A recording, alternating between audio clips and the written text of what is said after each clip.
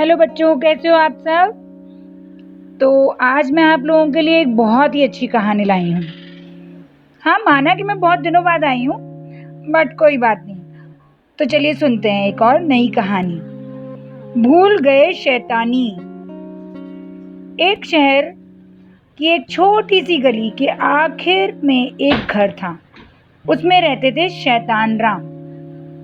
अपने नाम की तरह ही उनके काम भी ऐसे ही थे। हर समय सबको सताने में उन्हें बड़ा मजा आता था। उनके घर के लोग उन्हें समझाते थे, लेकिन फिर भी उन्हें कुछ समझ में नहीं आता था। लेकिन आदत से मजबूर शैतान राम समझ भी नहीं पाते थे। वैसे उनका नाम असली में तो सुंदर था, लेकिन अपनी आदतों के कारण उनका नाम शैतान राम पड़ गया था। एक बार की बात है, उनके घर के सब लोग कहीं बाहर गए हुए थे। शैतान राम घर में अकेले थे। गली में एक घर में एक मुर्गा और मुर्गी और उनके कुछ दोस्त रहते थे। शैतान राम उन्हें अक्सर परेशान किया करते थे। कभी मुर्गे को उठाकर कमरे में बंद कर देते थे, तो कभी मुर्गी को उठाकर गर्दन में रस्सी बांधकर उससे परेशान करते थे और गोल गोल घुमाते रहते थे। मुर्गा मुर्गी ने सोचा कि शैतान राम को सबक सिखाना चाहिए, तो उन्होंने कुछ साथियों से बात करी।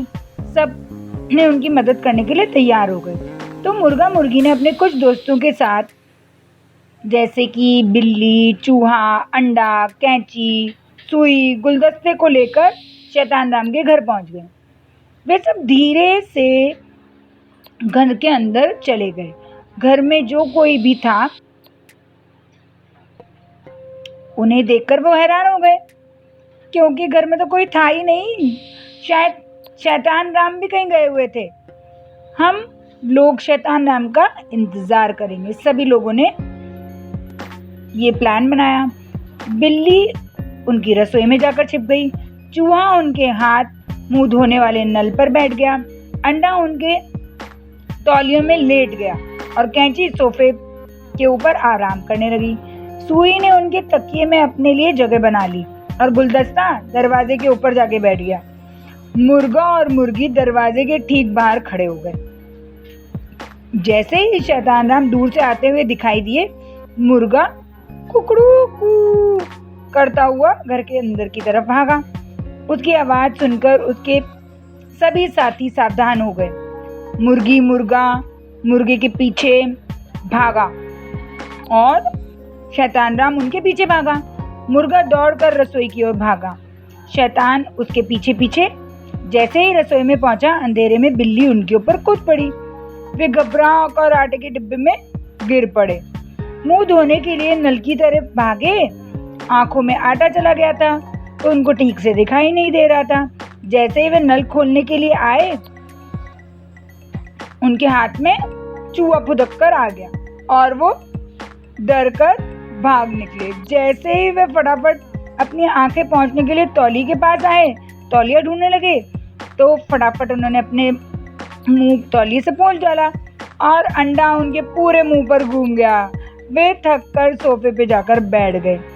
पर यह क्या, वह तो कैंची पहले ही उनका इंतजार कर रही थी और शैतान राम उस कैंची पर उछलकर बैठ गए और बिस्तर पर गिर गए।